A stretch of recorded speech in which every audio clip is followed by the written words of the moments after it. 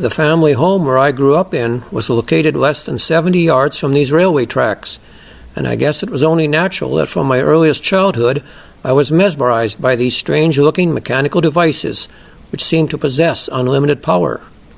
At each and every opportunity I would take the time to observe them, and discovered that they could, with negligible effort, manage to pull long strings of loaded boxcars westward out of our small prairie town.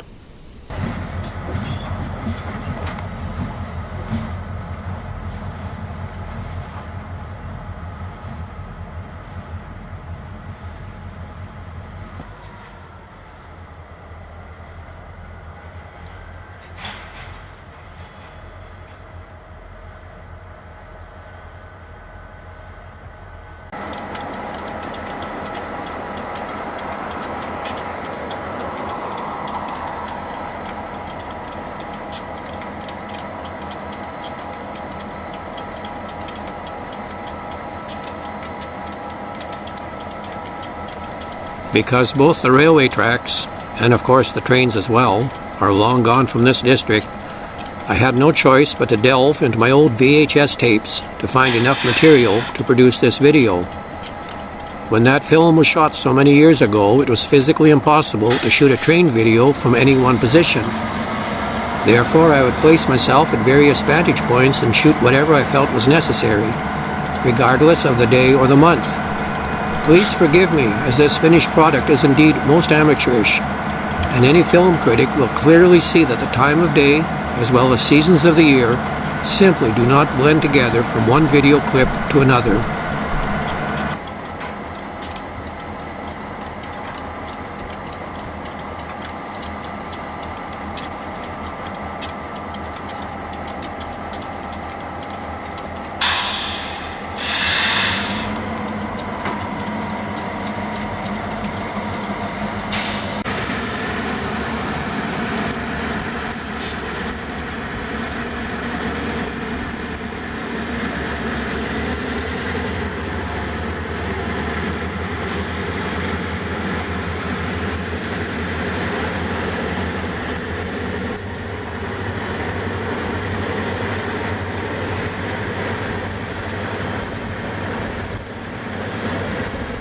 Looking towards the horizon, it is the general consensus of most people traveling across this province that Saskatchewan is as flat as the proverbial pancake. But, like one railroad engineer told me many years ago, it has some of the steepest inclines found anywhere in this country. Having said that, in this video clip, the locomotives are slowly starting to gather speed as they set out. Every hopper car rolling along behind, all of them filled to their allowable capacity with grain taken from all the prairie elevators that once dotted the prairie landscape.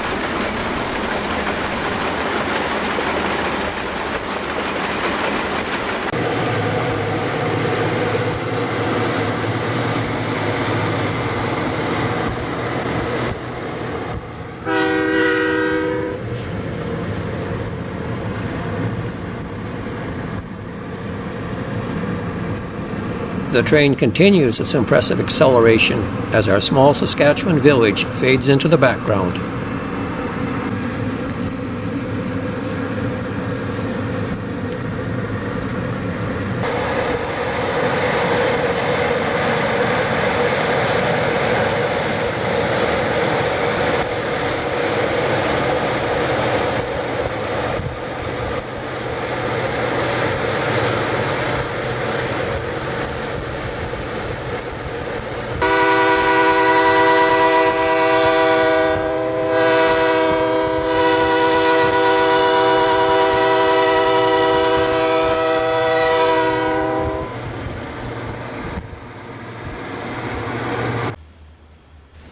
At this point of the journey, the train has begun to coast down a long, steady decline, which culminates in a steep little valley ahead.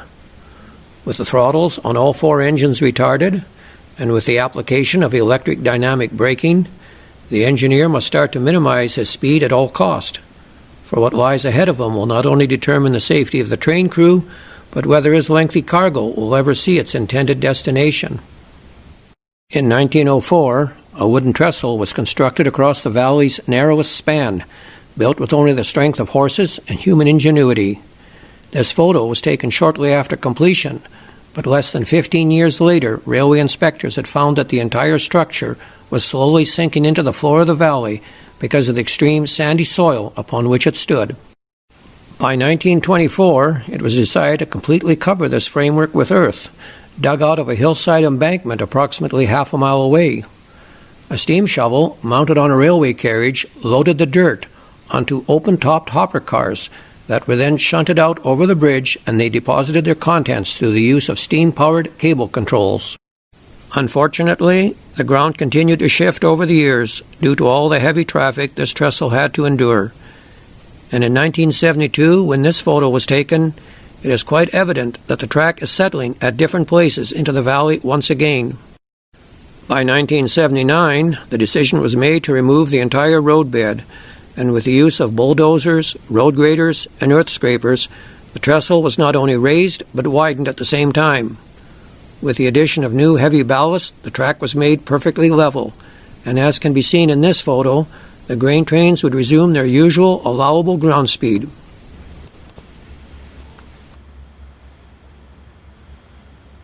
Sadly, by 1991, the railway bed was once more showing signs of considerable settling and shifting. With the train slowly making its final turn to head out onto the trestle, please take note of the very pronounced dip in the track immediately in front of the lead locomotive.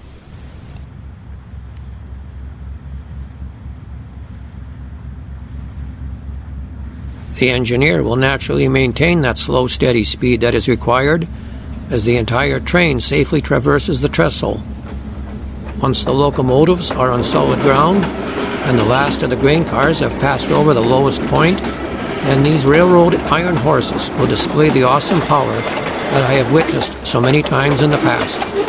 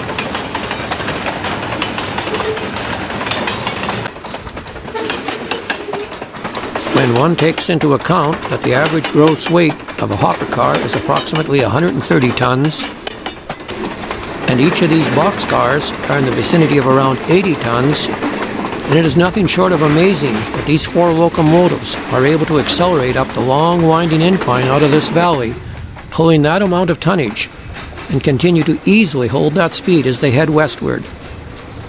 With apologies to Gladys Knight and the Pips, the renowned American singing group, this is certainly no midnight train to Georgia.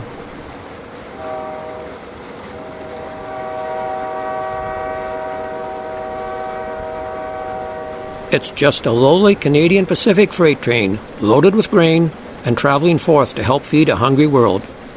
I thank you for watching.